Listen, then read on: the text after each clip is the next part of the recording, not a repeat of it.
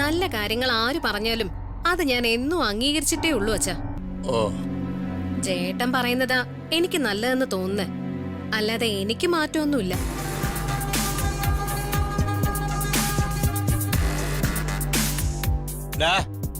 നീട് വന്നേ. നീ എവിടേക്കാ പോണേ? അല്ല, ഞാനൊന്ന് പുറത്തു പോയിട്ട് വരാം. നിങ്ങള് ആഹാരം കഴിച്ചിട്ട് കിടന്നുറങ്ങിക്കോ. ഞാൻ ചിലപ്പോ കുറച്ച് ലേറ്റ് ആവും. നീ എവിടെയും പോണില്ല, ഇവിടെ തന്നെ നിന്നാ മതി. നീ എന്തിനാ പുറത്തു പോണേന്ന് എനിക്ക് മനസ്സിലായി. ഇനി ഇവനിവിടെ ഒന്ന് വാ തുറക്കില്ല. വാ തുറന്ന ഞാനിവനെ കഴുത്തെ പിടിച്ച് പുറത്താക്കും. എങ്കിൽ എനിക്കത് കാണുമല്ലോ. നിനക്ക് കാണോടാ? അല്ലേ വേണ്ട. ആ രാജു, ഇത് നിന്റെ ജീവിതമാണ്. നിന്റെ ജീവിതത്തിൽ തീരുമാനമെടുക്കേണ്ടത് നീയാണ്. നീ ആര് പറയുന്നതും കേൾക്കാൻ നിൽക്കണ്ട.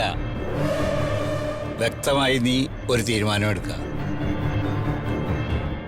പിന്നെ നിന്നോട് എനിക്കൊരു കാര്യം പറയാനുണ്ട്. നിനക്ക് വിവാഹപ്രായമായി. അതുകൊണ്ട് ഏതായാലും കാര്യങ്ങൾ ഇത്രയൊക്കെ ആയ സ്ഥിതിക്ക് ഇനി വെച്ച് താമസിപ്പിക്കണ്ട.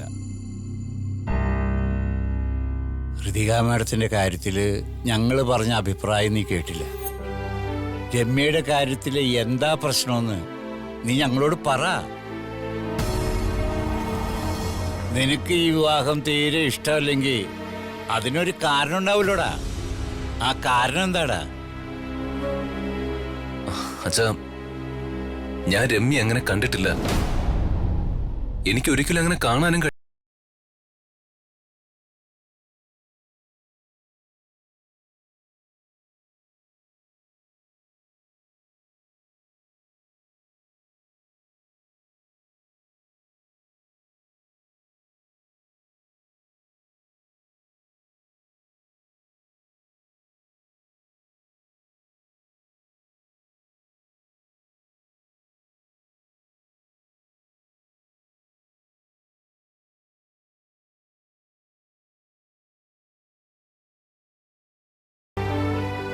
അതുകൊണ്ട് അത് ശരിയാവില്ല അച്ഛാ. പിന്നെ അവരുടെ സാമ്പത്തിക ചുറ്റുപാടുകളും അവരുടെ വീട്ടുകാരുടെ നിലപാടുകളും എനിക്കതൊന്ന് യോജിച്ചു പോകാൻ പറ്റില്ല. എടാ ജയ, ഇവൻ പറഞ്ഞൊക്കെ നീ കേട്ടല്ലോ? ഓ, കേട്ടച്ച.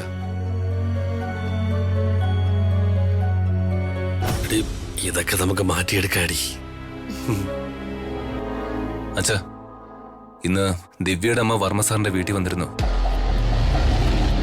എന്നിട്ട് ദിവ്യയുടെ കുഞ്ഞിന്റെ നൂലുകെട്ടും പേരിടൽ ചടങ്ങും ഒക്കെ നടത്തണമെന്ന് അവര് പറഞ്ഞിട്ട് പോയി.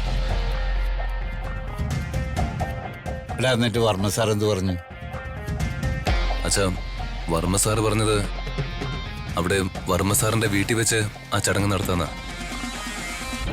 എടാ, നന്നായി. ഒരു കുഞ്ഞിന്റെ ജന്മം, അതും ഒരു പിതൃത്വം നിഷേധിക്കപ്പെട്ട ഒരു കുഞ്ഞിന്റെ മുന്നോട്ടുള്ള വളർച്ച എന്ന് പറയുന്നത് അത് ആലോചിക്കാൻ പോലും പറ്റാത്ത കാര്യമാണ്. ആ പ്രശ്നത്തില് നീ കൃത്യമായി ഇടപെട്ടതുകൊണ്ടാണ് അംബികാമോടും ദീപക്കും വേറെ വഴിയില്ലാതെ ആ കുഞ്ഞ് ദീപക്കിൻ്റെതാണെന്ന് സമ്മതിക്കേണ്ടി വന്നത്. നീ അവിടെ ഇല്ലായിരുന്നെങ്കിൽ അവരൊരിക്കലും അത് സമ്മതിക്കില്ലായിരുന്നു. ഇനി മുന്നോട്ട് ദിവ്യയുടെ കുഞ്ഞ് ദീപക്കിൻ്റെതല്ലെന്ന് തെളിയിക്കാൻ അവരെന്ത് കളിയും കളിക്കും. അംബിക മാഡം അങ്ങനെയാ. അവരൊരു ക്രൂരയാ, മനസാക്ഷിയില്ലാത്ത ഒരു രാക്ഷസിയാ. അതേച്ചാ, അതെനിക്ക് നന്നായിട്ട് അറിയാം. അതുകൊണ്ട് തന്നെ ദിവ്യയുടെയും കുഞ്ഞിന്റെ സംരക്ഷണത്തിന്റെ കാര്യത്തില് ഞാൻ പ്രത്യേകം ശ്രദ്ധിക്കുന്നുണ്ട്.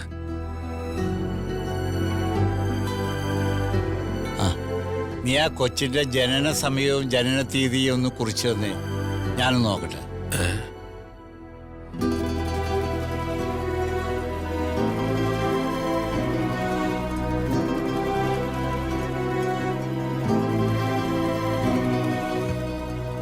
ഇതാണ് സാർ.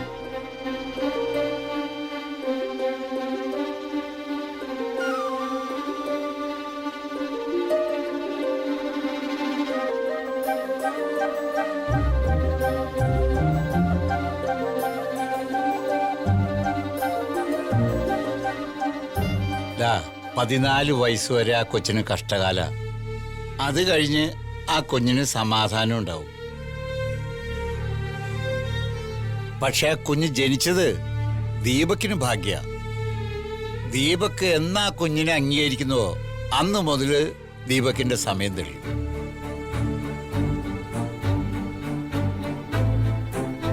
അതൊരിക്കലും നടക്കുമെന്ന് തോന്നുന്നില്ല സാ. എന്തെങ്കിലും അത്ഭുതങ്ങൾ സംഭവിച്ചാലേ ദീപക് അങ്ങനെയൊക്കെ ചെയ്യുള്ളൂ. അംബിക മേഡത്തിനേക്കാളും ദുഷ്ട മനസ്സാ അവൻ്റെത്. ദുഷ്ടമനസ്സെന്നൊക്കെ പറയട്ടെ എന്താ കാര്യം? നല്ല സാമ്പത്തിക ചുറ്റുപാടൊക്കെ ഇല്ലേ? എടാ, സാമ്പത്തികം മാത്രം നോക്കിയാൽ മതിയോടെ കഴുതേ. ഒരു മനുഷ്യന് ജീവിക്കാൻ സമ്പത്തിനേക്കാളും എത്ര കാര്യങ്ങളുണ്ട്. അല്ല, നിന്നോടാരും ഇപ്പൊ അഭിപ്രായം ചോദിച്ചേ? നീ പോയി കിടന്ന് ഉറങ്ങടാ. ഉറങ്ങാനോ? എനിക്ക് വിശക്കുന്നു. എനിക്ക് എന്തെങ്കിലും കഴിക്കണം. എടാ, നീ ഇപ്പൊ അകത്ത് കയറിപ്പോ. കറിയാവുമ്പോ ഇവിടെ നിന്നെ വിളിച്ചോളും. പ്രിയ, നീ അവനെ വിളിച്ചിട്ട് പോയേ. ശരി അച്ഛാ. ചേട്ടൻ വന്ന് മലക്കറി പുറത്തിരിക്കുന്നുണ്ട്. ഇപ്പൊ എടാ, എല്ലാം ശരിയാവും. നീ ഒരു കാര്യം ചെയ്യ്. കുളിച്ച് റെഡിയായി വാ, നമുക്ക് എന്തെങ്കിലും കഴിക്കാം. ശരി അച്ഛാ.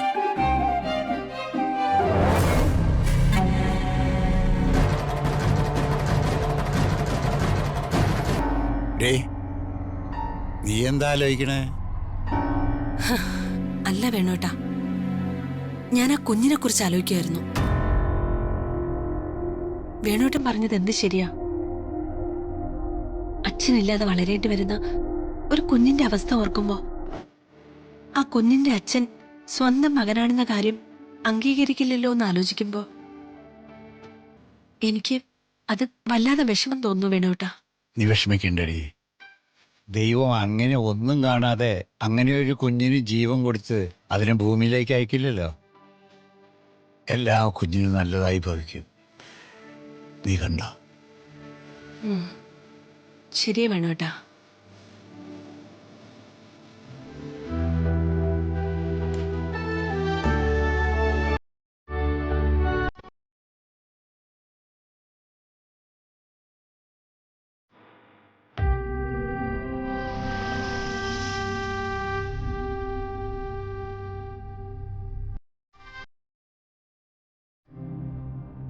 നൂലുകെട്ടും പേരെഴുത ചടങ്ങുമൊക്കെ കഴിഞ്ഞു കഴിഞ്ഞാൽ പിന്നെ ശരിക്കും ദിവ്യയുടെ കുഞ്ഞിന് ദീപക്കിന് അംഗീകരിക്കേണ്ടി വരും. അതോടെ ദീപക്കിന്റെ കാര്യത്തിൽ എന്നേക്കുമായിട്ടൊരു തീരുമാനം ഉണ്ടാവും. പക്ഷേ രോഹന്റെ കാര്യത്തിൽ എന്ത് ചെയ്യുമെന്ന് എനിക്കൊരു പിടിയും കിട്ടാത്തത്. എനിക്ക് പേടിയാവുന്നു. രാജുവിനൊന്ന് ഫോൺ വിളിച്ച് സംസാരിക്കാൻ.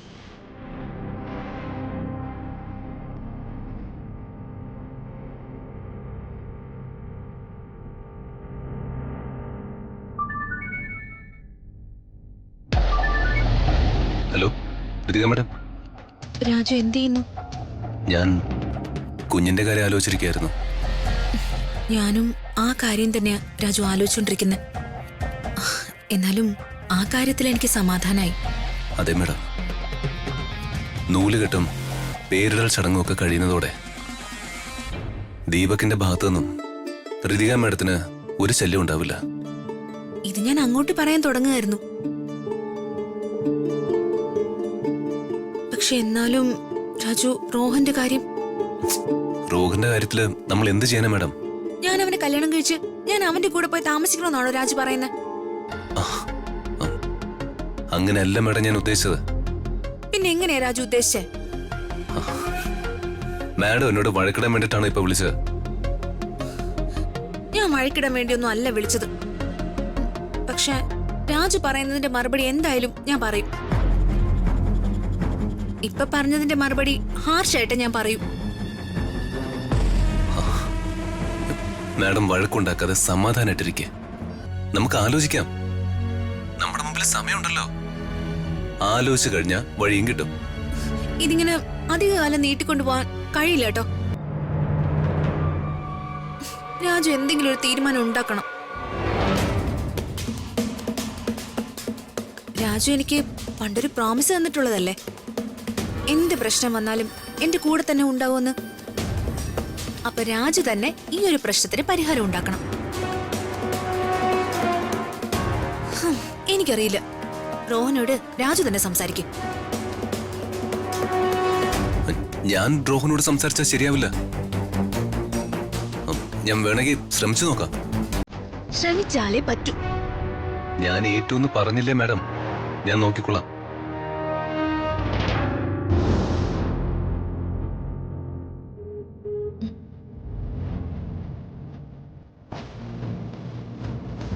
രാജു, അവൻ എന്നെ ഫോണിൽ വിളിച്ചോണ്ടിരിക്കുക. മാഡം ഫോൺ എടുത്ത് സംസാരിക്കേ.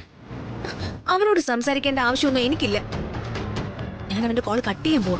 മാഡം മാഡം കട്ട് ചെയ്യില്ല മാഡം, എടുത്ത് സംസാരിക്കേ. ഇല്ല, ഞാൻ കോൾ കട്ട് ചെയ്യും.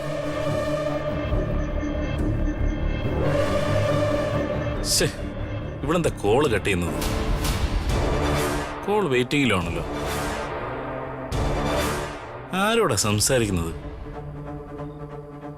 ഫ്രണ്ട്സിനോട് ആരെങ്കിലും ആയിരിക്കും. കോള് കട്ട് ചെയ്താ റോഹൻ എന്തെങ്കിലും നെഗറ്റീവായിട്ട് ചിന്തിക്കില്ലേ? പോരാത്തതിന് മാഡത്തിന്റെ കോള് വെയിറ്റിംഗിലും. മാഡം കോൾ എടുത്ത് ഏതെങ്കിലും ഫ്രണ്ട്സിനോട് സംസാരിക്കുകയാണെന്ന് പറയായിരുന്നു. അതായിരുന്നു ബെറ്റർ.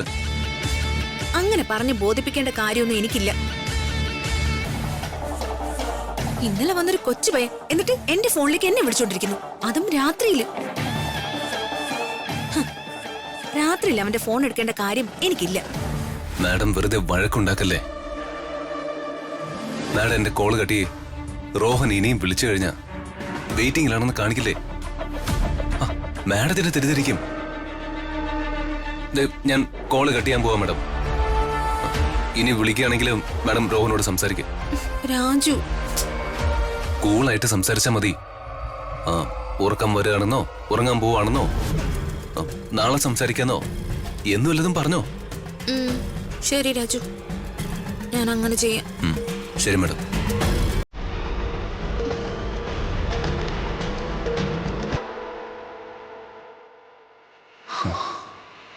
റോഹന്റെ കയ്യിൽ നിന്നും ഋതിക മാഡത്തെ രക്ഷിക്കാൻ എന്താ വഴിയുള്ളത്? ഡയറക്റ്റായിട്ട് ഇടപെട്ടാൽ ശരിയാവില്ല. എന്തേലും വഴി കണ്ടെത്തണം. പാവം മാഡം ആവശ്യമില്ലാത്ത കാര്യത്തിൽ ടെൻഷൻ അടിക്കാം.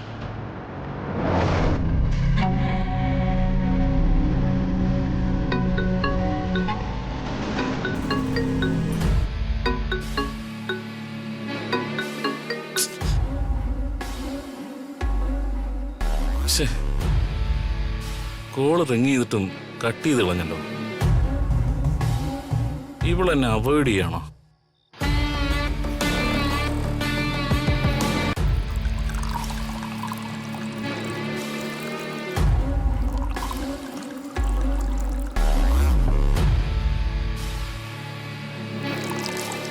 എന്തോ ഒരു കാര്യമുണ്ടല്ലോ. അതൊക്കെ ഉണ്ടടാ. അളിയ, നീ കാര്യം എന്താന്ന് വെച്ചാ പറ. പറയാടാ, നീ ധൃതി പിടിക്കല്ലേ. ഒരെണ്ണങ്ങ് അടിക്ക്, അപ്പൊ തലേ കയറും. എന്നിട്ട് ഞാൻ പറയാം.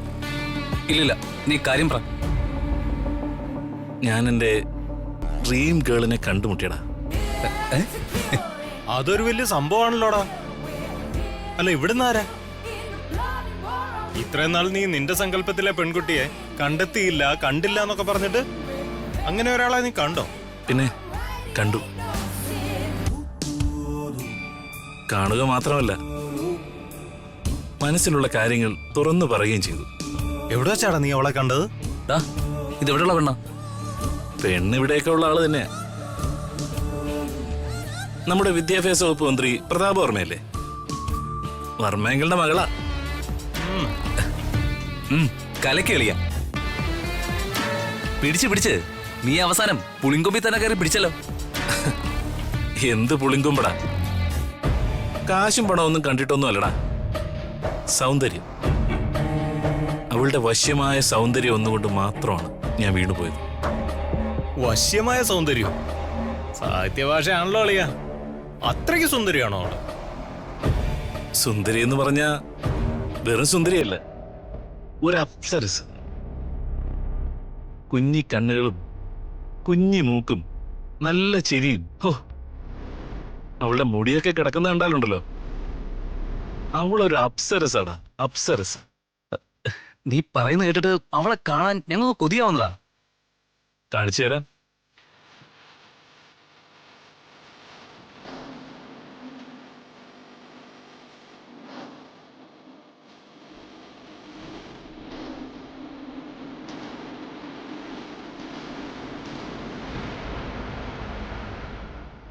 അളിയാ, സൂപ്പർ സെലക്ഷനാണ്.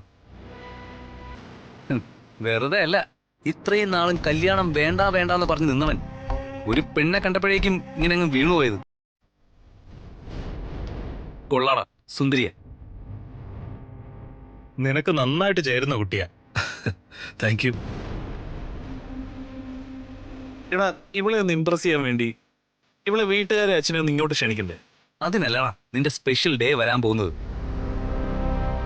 അതെ അളിയ, നിന്റെ ജീവിതത്തിലെ ഏറ്റവും സ്പെഷ്യൽ ആയിട്ടുള്ള ദിവസമാണ് വരാൻ പോകുന്നത്. ആ ദിവസം അവരെ നീ ക്ഷണിക്ക്. അതൊരു നല്ല ഐഡിയ ആണല്ലോ. അപ്പൊ അങ്ങനെ ചെയ്യാല്ലേ? അച്ഛനും അമ്മയോടും പറഞ്ഞിട്ട് അവരുടെ വീട്ടിൽ പോയി അവരെ ക്ഷണിക്കാം. അതിലിപ്പോ ആലോചിക്കാൻ എന്തിരിക്കുന്നു? അച്ഛനോടും അമ്മയോടും കാര്യം പറഞ്ഞിട്ട് നേരെ അവരുടെ വീട്ടിൽ പോയിട്ട് അവരെ ക്ഷണിക്കുന്നു. നമ്മുടെ സെറ്റപ്പ് എന്താണെന്ന് അവർക്ക് കാണിച്ചു കൊടുക്കുന്നു. എടാ, നിന്റെ സ്നേഹം എന്താണെന്ന് ഋതികയെ അറിയിക്കുന്നു. അളിയ, പിന്നൊരു കാര്യം നിങ്ങളോട് തുറന്നു പറയാം. ചെറിയൊരു പ്രശ്നമുണ്ട്. ഞാൻ ആദ്യമായിട്ട് ഇവളെ മീറ്റ് ചെയ്യുന്നത് കല്യാണം മുടങ്ങിയ കല്യാണ പന്തൽ വെച്ച. കല്യാണം മുടങ്ങിയോ? അതെന്തു പറ്റി? അതൊരു ചെറിയ കഥയാ. അത് ഞാൻ പിന്നെ പറയാം. ഇതിൽ ഏറ്റവും വലിയ പ്രശ്നം ഇവളെ കല്യാണം കഴിക്കാനിരുന്നവനല്ല. ഇവളുടെ വീട്ടില് വർമ്മയങ്കളുടെ ഒരു PA ഉണ്ട്. അവന്റെ പേര് രാജു എന്നാണ്. അവൻ എനിക്കൊരു ഭീഷണിയാകുമെന്ന് എനിക്കൊരു സംശയമുണ്ട്. ഈ പെങ്കൊച്ച് കുറച്ചു നാള് ഇവനെ കല്യാണം കഴിച്ചു എന്നൊക്കെ പറഞ്ഞ് നാടകം കളിച്ച് ഇവന്റെ വീട്ടിലായിരുന്നു. അങ്ങനൊരു കഥാപാത്രം ഉണ്ടോ? എടാ, നീ പല പെണ്ണുങ്ങളെയും പ്രേമിച്ചിട്ടുണ്ട്, അവരുടെ പുറകെ നടന്നിട്ടുണ്ട്, നിനക്ക് വേണ്ടതൊക്കെ അവരെയും നേടിയെടുത്തിട്ടുമുണ്ട്. പക്ഷെ ഇതുവരെ നീ ഒരു പെണ്ണെ വിവാഹം കഴിക്കാൻ പോവാണെന്ന് പറഞ്ഞ് ഞങ്ങളാരും കേട്ടിട്ടില്ല. ആദ്യമായിട്ടാ ഇങ്ങനൊരു കാര്യം നീ ഞങ്ങളോട് പറയുന്നത്. അപ്പൊ പിന്നെ രാജു അല്ല, ഏത് രാജാവാണെങ്കിലും അവനെ നമ്മൾ പൂട്ടിയിരിക്കും.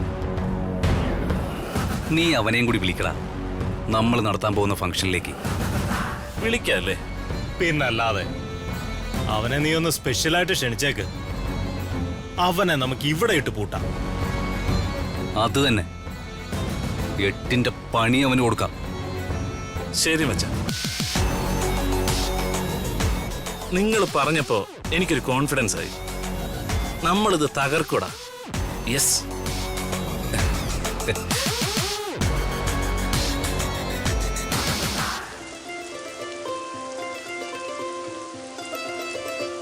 Madam, Ritika madam. രാജു എത്തിയോ? മാഡം, ദിവ്യം കുഞ്ഞൂടെ? അവര് ദീപകിന്റെ റൂമിൽ തന്നെ ഉണ്ട്. നൂലുകെട്ടിനായിട്ട് ഒരുങ്ങുക. അംബിക മാഡം രാവിലെ പ്രശ്നമൊന്നും ഉണ്ടാക്കില്ലല്ലോ? അതാണ് അത്ഭുതം രാജു. ഞാൻ വിചാരിച്ചത് അമ്മായി എന്തെങ്കിലും അസുഖം അഭിനയിച്ച് ചടങ്ങ് മുടക്കാൻ ശ്രമിക്കുമെന്നായിരുന്നു. പക്ഷെ ഇതുവരെ അമ്മായിയും ദീപക്കും അനങ്ങിയിട്ടില്ല. ഭാഗ്യം. മാഡം അങ്ങനെ ആശ്വസിക്കാൻ വരട്ടെ. നിശബ്ദരായ ശത്രുക്കളെയാണ് നമ്മൾ പേടിക്കേണ്ടത്. അപ്പോ അമ്മായി പ്രശ്നം ഉണ്ടാക്കുന്നാണോ രാജു പറയുന്നത്? ദിവ്യയുടെയും ദീപകിന്റെയും കുഞ്ഞിന്റെ നൂലുകെട്ടും പേരിടൽ ചടങ്ങുമാണ് നടക്കാൻ പോകുന്നത്. എന്റെ ഊഹം ശരിയാണെങ്കിൽ അംബിക മാഡം ഇന്ന് ഈ വീട്ടില് ഒരു ഭൂകമ്പം തന്നെ ഉണ്ടാക്കും. ആ ഭൂകമ്പത്തിന് മുൻപുള്ള നിശബ്ദതയിലാവാം ഇപ്പൊ അമ്മയും മകനും.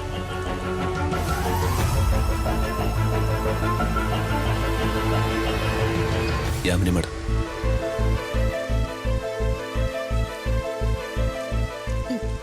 ചെറിയമ്മ, അമ്മായി പ്രശ്നം ഉണ്ടാക്കുന്ന രാജു പറയുന്ന. ദിവ്യയും കുഞ്ഞും പാവല്ലേ, നമ്മൾ എന്ത് ചെയ്യും രാജു?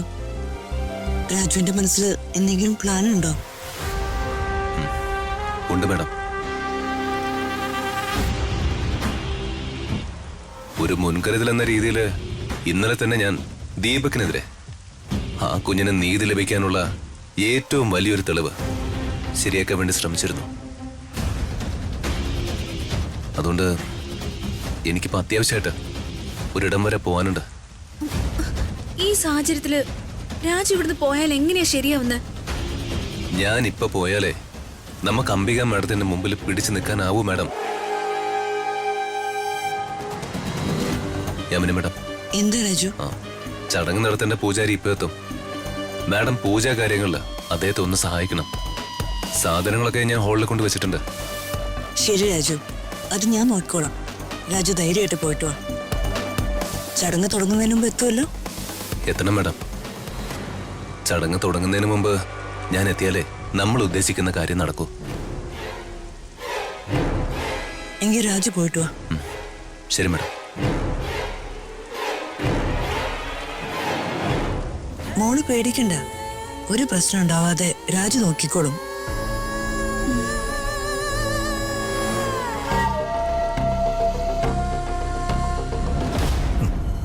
പിന്നെ കൊച്ചിന്റെ പേരിടിയല് 28 കെട്ട്. കൊച്ചിന്റെ പേരിടല് 28 കെട്ടൊന്നുമല്ല. അവളാ ദിവ്യയുടെ ആ കുഞ്ഞിന്റെ പണി ഞാൻ തീർക്കുന്നുണ്ട്. ഈ ദീപക്കാരാണെന്ന് അവർക്ക് ശരിക്കും അറിയാൻ പാടില്ല. ഇതുവരെ കാണിച്ചിട്ടില്ലാത്ത എന്റെ മുഖം കാണാൻ ആഗ്രഹിക്കുക ഇവിടെയുള്ള എല്ലാവരും.